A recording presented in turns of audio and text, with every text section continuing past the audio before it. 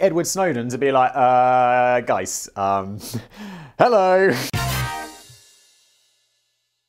It is way past breakfast time, but here I am, eating some cereal.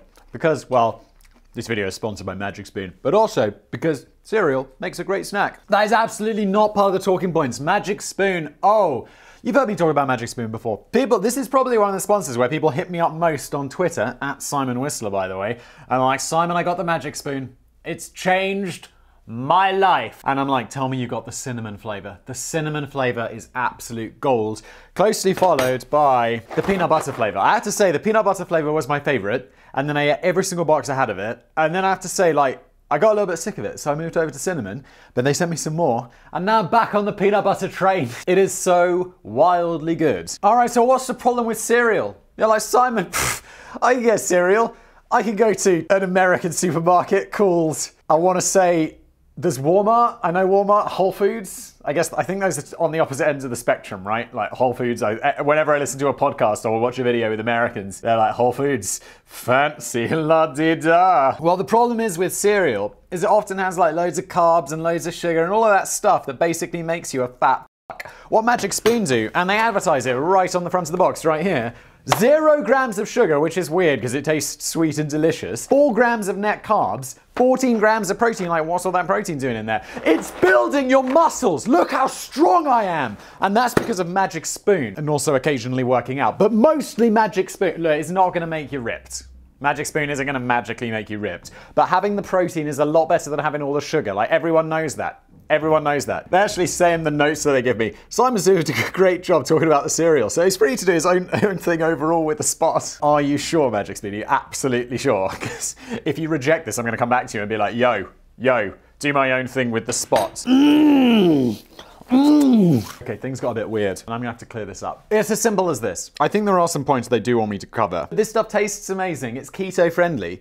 It's gluten-free. It's low carb. Yeah, low carb, 0 sugar. Look, all of this is good, and somehow they make it taste delicious, and there are loads of flavors. There's no reason not to buy this. Just use my code BLAZE, and there's a link below. You'll get $5 off Magic Spoon. Mwah! Why not, eh? Why not? This video is Lunar Rhapsody, the best moon landing conspiracy. I'm treading on little cereal things. I'm sorry, Magic Spoon. You shouldn't have given me freedom. You shouldn't have. Oh, I rubbed cereal. What is wrong with me? What happens here is Danny will write me a script. I will read the script. Sam is going to sprinkle in some fine vintage memes. And that's what's going to happen. Oh, if you'd like to purchase the merch, this Blaze mug is still available. I don't think this t-shirt is available anymore. It's the OG BB, which had a limited run of a month. I think a month or 2 weeks. Should probably take it. I think I said a month. It's available for a month. It's probably not for sale anymore. So that was a fucking lie. So too bad. I should probably wear something else this, actually. Back at the tail end of the 1960s, my dad played the bass in a band called the Kodiaks, who were briefly a sensation from one end of Rotherham all the way to the other. Well, when I Google search the Kodiaks, band definitely comes up. Oh, that's because they're a garage punk band from Austin, Texas. I'm sorry, Danny's dad. They released a single on Decca Records in 1969 during what proved to be the biggest moment of their career. Sadly, in typical Salter fashion, my dad had to quit the band just a few weeks before to settle down and start a family. I bet he never regretted that for a second. Wait, I mean, the band didn't really go anywhere. They released one single, so and he got to have a family. I wouldn't say that's the worst decision ever. I'm sorry to say that the musical talent didn't pass down in the family line to me, but if I had bothered to learn how to play an instrument, I'm pretty sure it would have been the theremin. What the fuck is a theremin? I've always been fascinated by the electronic sounds produced from this otherworldly instrument on which you tease out the hypnotic and haunting notes by wiggling your hands and fingers about a bit. Oh, I've seen this. It's like a weird radio box device that goes woo woo woo woo. It's actually a communist instrument. Woo! First created by Leon Theremin in about 1920, with funding from the Soviet government-sponsored research into proximity sensors. And although it featured on famous chart-bothering songs as Good Vibrations by the Beach Boys, really? And on the soundtracks to a clutch of old black and white science fiction films, including the 1951 classic The Day the Earth Stood Still, I would say that Theremin's COVID.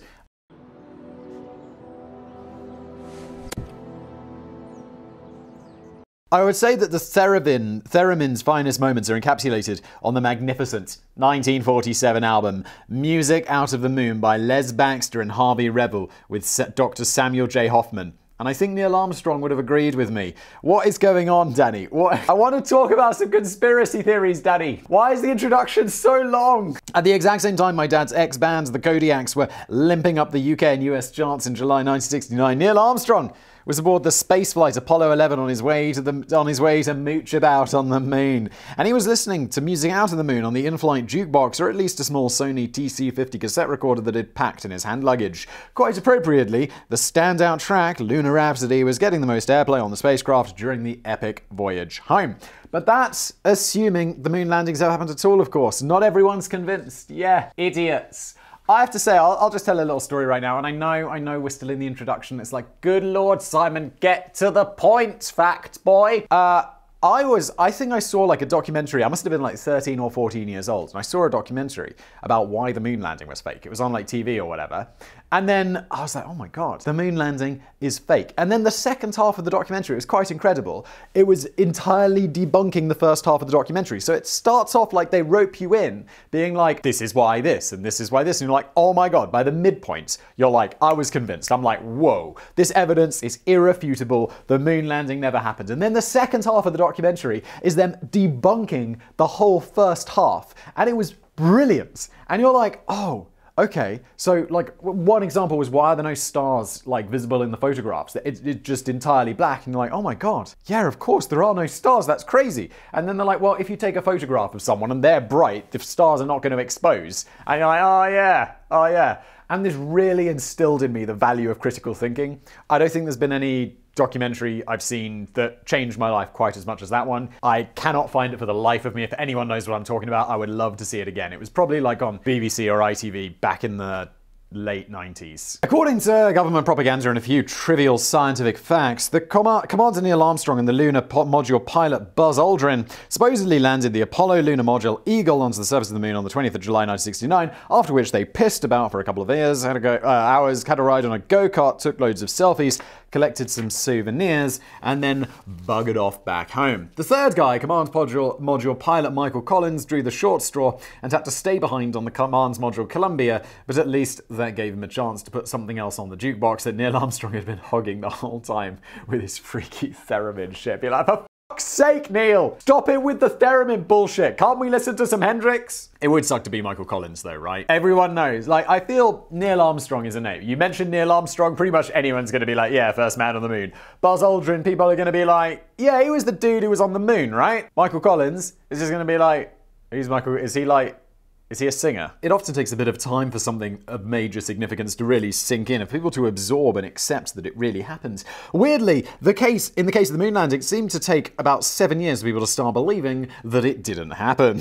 The conspiracy theories only really began to lift off in 1976, 4 years after man stepped foot on the moon for the last time, when Bill Kaysing self-published the book We Never Went to the Moon, America's $30 billion swindle. I wonder why he self-published that. Probably because HarperCollins weren't like, yeah, we'll have that. And although it's easy to dismiss the hoax believers today, you have to concede that the theories probably felt a lot more credible back then. The 1970s was a good time to be a crazy conspiracy theorist, largely because the theories were turning out to be true. Throughout the decade, the US had been rocked by major scandals such as Watergate and the release of the Pentagon Papers, which confirmed that Lyndon B. Johnson's administration had been systematically lying to the public for years, as well as illegally experimenting on unwitting human test subjects for Project MKUltra, otherwise known as the CIA mind control program. I have to say, in my critical mind, it's like I'm going to miss some things that are conspiracy theories that are actually true. Because if someone described Project MKUltra, is MKUltra, not MKUltra, MKUltra to me, I'd be like, nah, that didn't happen, but it totally did, and that fucked up. It's another one, like if someone described to me the state of surveillance that was going on by the Five Eyes governments before Snowden made those leaks, I'd be like, we don't have the technology to do that. That's not possible. And why are they spying on everyone anyway? And then Snowden was like, oh, it's totally happening. Oh, it blew my mind. Absolutely blew my mind. But the thing is, like, I'm going to need some proof before. Like, MKUltra, we got the proof. Snowden leaks, we got the proof. I'm not going to believe that the moon landings didn't happen because there's plenty of evidence they did. And if someone comes forward, who is a reliable source, not some crackpot like Bill Kaysing, and says they were faked, I'll be like, okay, let's reassess. I'm open to reassessment. And you should be too. Against this unfolding backdrop of fresh revelations of government treachery, Bill Casing's allegations that the footage of the moon landings was faked, as we lack the technology to make it happen, suddenly seemed quite plausible to some. And his arguments were given further weight by the fact that Bill Casing had worked as a senior technical writer for Rocketdyne, the NASA contractor that had helped design the Saturn V rocket engines which propelled Apollo 11 to the stars. Yeah, because he was a technical writer. He's got all the inside know. Although strangely he got the job despite having no knowledge of rockets or technical writing. Bill Casing may have had a hunch and an intuition that man never landed on the moon, but NASA historians reckon that his rationale offered poorly developed logic, sloppily analysed data, and sophomorically argued assertions. Yet nearly 50 years after the book was published and debunked, the conspiracy theories still linger heavily in the moonlight. Recent polls have suggested that 6% of Americans believe that the moon landings were fake. Yeah, but also 94% don't. And 15% of them aren't quite sure either way, while a staggering 57% of Russians are convinced that the whole thing was a devious point-scoring hoax. 57%? But also, I mean, that's much more natural because it was the Cold War, and even today, the amount of misinformation spread by foreign governments, and by that I mean any government that isn't yours. So if you're Russian, the Americans; if you're American, the Russians, and everyone else, of course. Okay, that's entirely understandable. I mean, it's shocking. It's shocking. But it's also understandable. And it could be argued that the motives were certainly there, as well as distracting American voters from the ongoing clusterfuck of the Vietnam War. It's often claimed that the US were just determined to beat the Soviet Union in a space race which had seen the US drifting behind for a good few years. By becoming the first nation to seemingly complete a manned lunar mission and plant the stars and the stripes on the hardened soil of the moon, the US could get one over on the communists, even if it involved cheating a little bit. If nothing else, it would make up for the crushing disappointment of not inventing the theremin in 1920. Danny, how many times?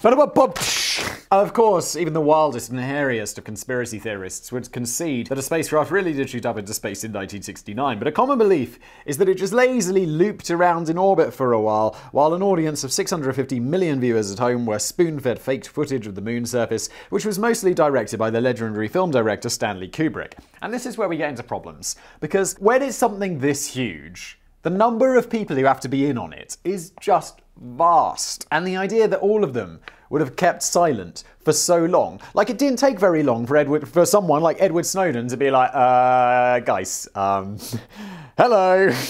And it's been, what, 50 years? And no one has come forward in a giant, enormous mission? No one? No one? So, approaching some of the more popular hoax theories with an open mind, does any of the alleged evidence supporting the hoax claims stand up to scrutiny today? Or can it all be dismissed as desperate echoes of a lunatic, oh god, Danny, Rhapsody that's been stuck in the groove for way too long? By the way, if this introduction feels a bit long, holy shit, Danny. Please bear in mind that this was the main part. If this was the main part of the script, and everything that follows is just bonus facts. And now for a bonus fact. The astronauts wouldn't have made it alive. The Earth is protected by rings of charged particles known as the Van Allen radiation belts, which collect and trap dangerous solar radiation, which would otherwise destroy our planet's atmosphere. Not good. The Apollo 11 clearly had to pass through the Van Allen radiation belts to get to the moon, leading some to argue that Neil, Buzz, and Michael would have all been frazzled by lethal radiation long before they got to the other side. It's true that you wouldn't want to hang around in the Van Allen radiation belts for too long, in the same way that you wouldn't want to go on a guided tour of a nuclear power station that was on fire, or sit near a Wi-Fi router that had been shielded by a Faraday cage. So a useless Wi-Fi router. Someone pointed out in the comments that we did a video about the Wi-Fi router that's a Faraday cage to protect you from 5G or some bullshit, like, who cares? And someone said that the Linus Tech Tips channel had done a video on it, and it was just like a paper holder or something being sold as a Faraday cage. It's like, for fuck's sake, even the fake is fake. It's like in Fakeception. But the Apollo 11 didn't... Why? It's not the Apollo 11, Danny. It's just Apollo 11. But Apollo 11 didn't hang about. The crew passed through the sparsest regions of the belt so quickly that there was no major threat from prolonged exposure to radiation. It's not a million light years away from the idea that a firewalker would probably focus on getting across the fire pit quite quickly before they drum up enough thermal energy to burn their feet instead of stopping halfway through for a breather. Yeah, don't do that.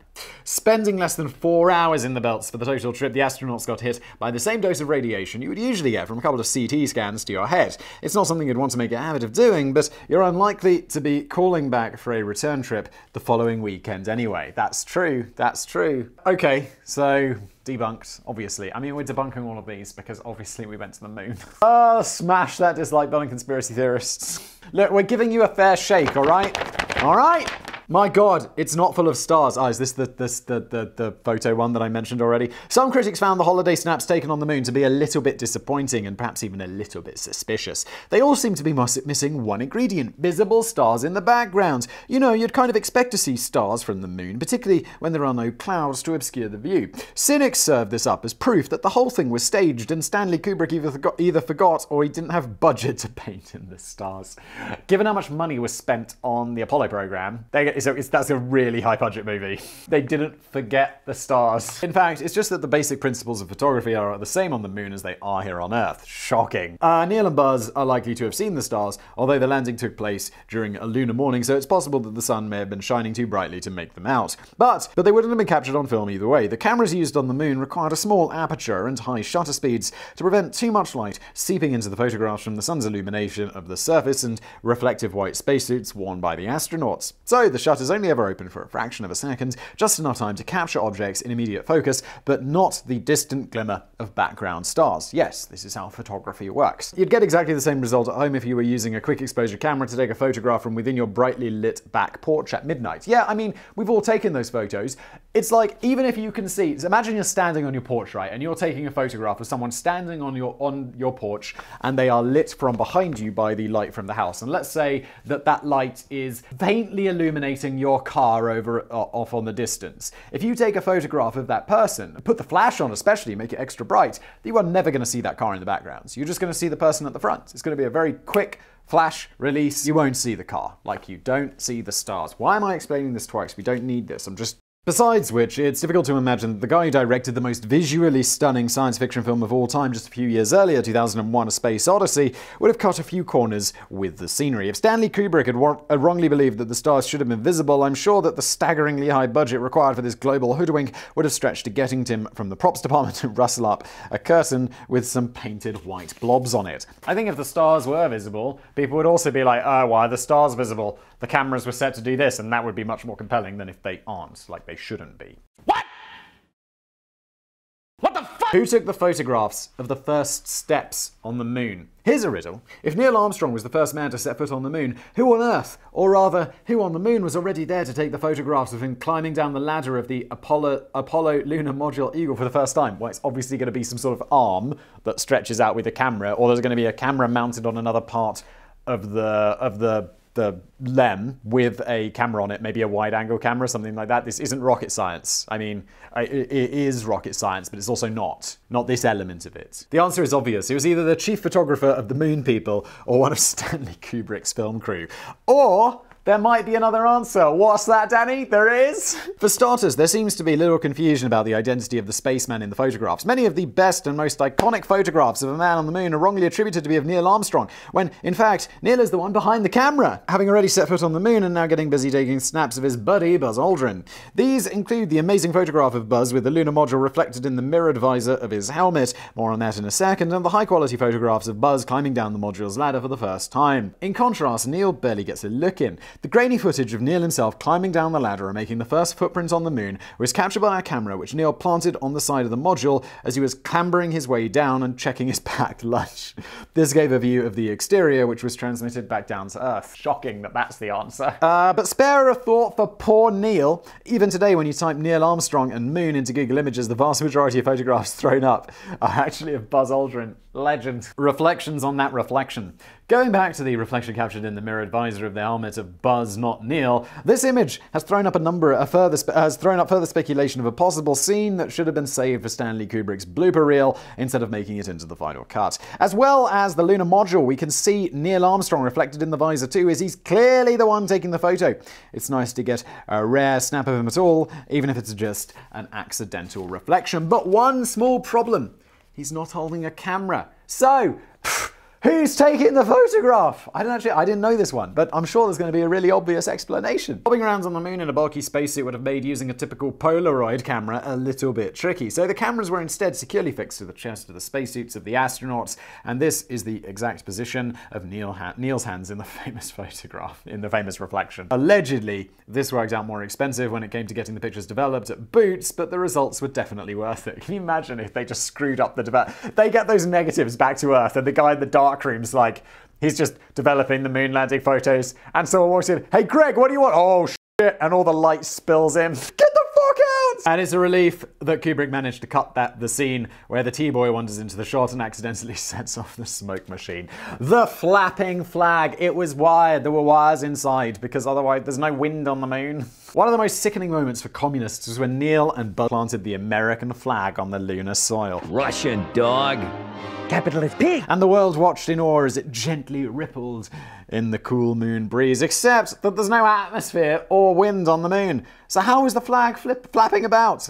Can't Kubrick get anything right? They should have hired Alfred Hitchcock. There's a man who knew what he was bloody doing. The thing is that the flag only appeared to naturally wobble for a few moments when it was first planted, after which it remained perfectly still. The wrinkles of the flag didn't indicate any prolonged bouts of lunar flappage, it's just that it had been screwed up for 4 days en route to the moon. And in fact, it wasn't a proper flag anyway. If you hang an ordinary flagpole in a location where there's no wind, it's just going to hang flat and look a bit pathetic and sad. That's hardly going to send a two-fingered greeting to the communists all the way from the moon. So a horizontal rod was inserted into the top of the flag to make it stand more proudly erect. After the initial movement generated from planting it into the ground, the rod-enhanced flag gets frozen in a weird, partially bent shape, which might give the false impression in some photographs that it was rippling in the wind, but you can see from the video footage that it remained perfectly still at this point. Shocking. Besides, why would there be any wind on a closed film set anyway? The only chances of that happening would be if the T-boy wanders into the shot and accidentally sets off the wind machine. Danny, what's with your obsession with the T-boy? Do they even have T-boys on movie sets? Don't they just have that big craft services van? Like, where you have to go get some food? Although I suppose this was I was going to say it's not the 1940s, but it was the 1960s. So maybe they did have a T-boy. Stanley Kubrick damn well confessed to faking the footage. No, he didn't.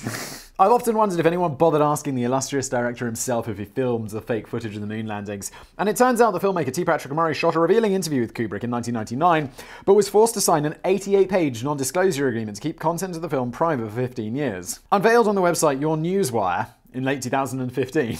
The video shows Kubrick admitting that he perpetrated a huge fraud on the American people while claiming that he still considers the fake footage to be his masterpiece, though. It's fake. It's obviously faked, right? It's like, did they have deepfakes in 2015 or something like that? Or a lookalike?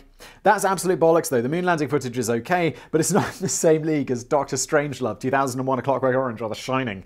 It's hardly Kubrick's masterpiece. More significantly, it's claimed that the video interview was filmed in May 1999, but they would have needed a Ouija board as Kubrick had already passed away 2 months earlier. Whoops.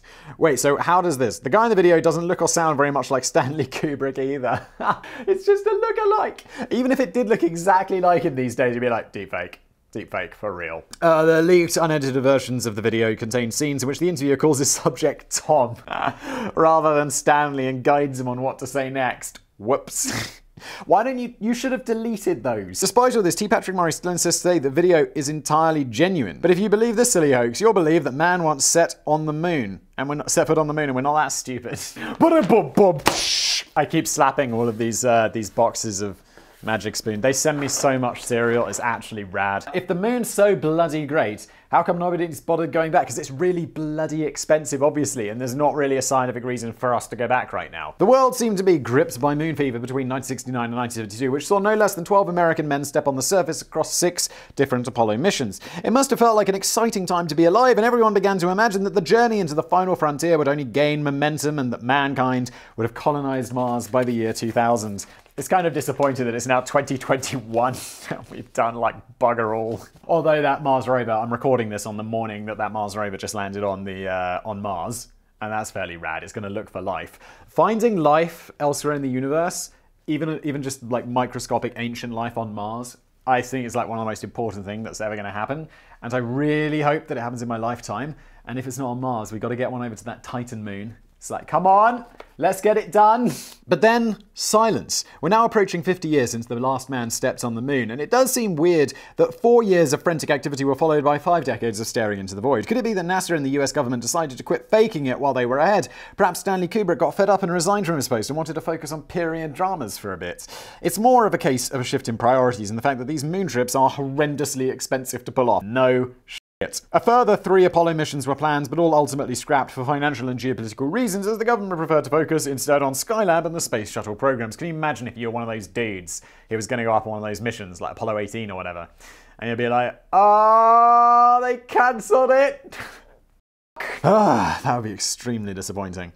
It's estimated that it would now cost NASA $133 billion for a man to make a return trip to the moon, and nobody's in a hurry to provide the funding when there are more important things to worry about than prancing about on the lunar surface like a bit of a tit. If we ever get back to the moon in our lifetime, it's more likely to be a private enterprise with someone like Jeff Bezos or Elon Musk at the steering wheel.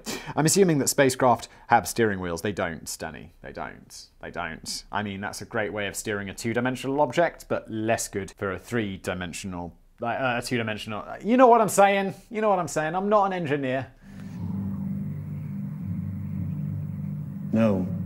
I'm also pretty sure that they come equipped with Spotify these days, so if Elon Musk's building it, I wouldn't be surprised. So you can leave the Sony TC50 cassette player at home while still getting the chance to chill out to the music of the moon. Just remember to download your playlists, because I bet the internet is really expensive in space. Of course, there's a single point that pretty much debunks every moon hoax theory in one fell swoop. Cynics argue that it's entirely implausible that mankind had the technology and the brain power and the grasp of physics to send a few American blokes up to the moon. They reckon that it just seems a bit far-fetched. But it's 1,000 times more plausible that mankind had the capability to fake it and then keep it secret for over 50 years. Exactly! The fiction would have been more ambitious, more expensive, more far-fetched, and more ridiculous than the truth. Secrets and conspiracies usually begin to unravel when more than about 2 or 3 different people get involved. It's inevitable that one of them is going to sing like a canary after a few pints too many down at the Meteor Shower nightclub. Now consider that about 400,000 different scientists and engineers and electricians and elevator designers, importantly, were involved in the Apollo programs. The odds of each and every one of them taking their secrets to the grave are truly astronomical. Oh my god, Danny! Sorry, Magic Spoon. There was more of a chance of the Kodiaks getting to #1 on the charts. Bonus buzzer round. Wait, how do we pay a buzzer round? Danny, what's going on? It's probably best not to voice any suspicions that you may have about the moon landings to Buzz Aldrin. Oh yeah, Buzz Aldrin's a legend. Don't forget it. He punched someone in the face when he was like 80 or something. In 2002, controversial filmmaker, Bible basher and conspiracy loony Bart Sibrel approached Buzz and repeatedly asked the former astronaut to swear on the Bible that he really did walk on the moon. When Buzz understandably refused this aggressive request, Bart started hurling insults in his direction, calling Buzz a coward, a liar, and a thief. So the 72-year-old Buzz punched Bart in the face.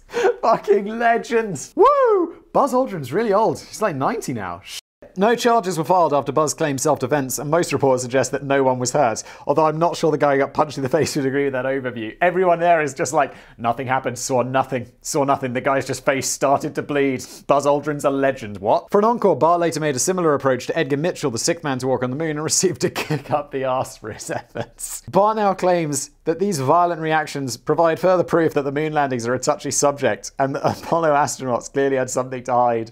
Or it could just be that he was behaving like a total knob jockey. Rumours that Bart was also taken to hospital to have a theremin removed from his back passage followed a bristly encounter with Neil Armstrong turned out to be a lousy, stinking hoax. I wish someone had inserted a theremin machine into his arse.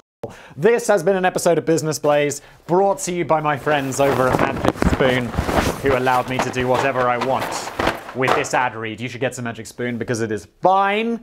And, well, thank you for watching. Get some merch, purchasethemerch.co. There's a Blaze mug. And I'll see you next time.